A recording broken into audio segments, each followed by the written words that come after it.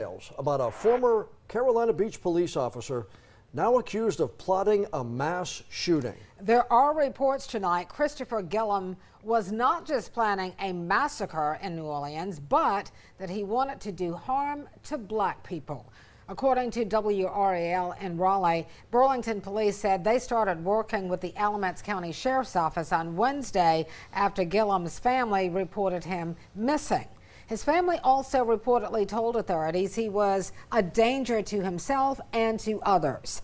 Investigators believe Gillum was planning to travel to New Orleans to the Jazz and Heritage Festival there to carry out a mass shooting and then die by suicide by cop.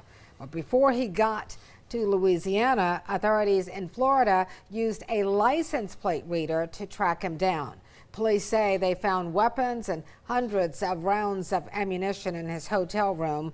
A CNN report says Gillum's family indicated that he possessed a Glock handgun and had expressed an interest in harming black people.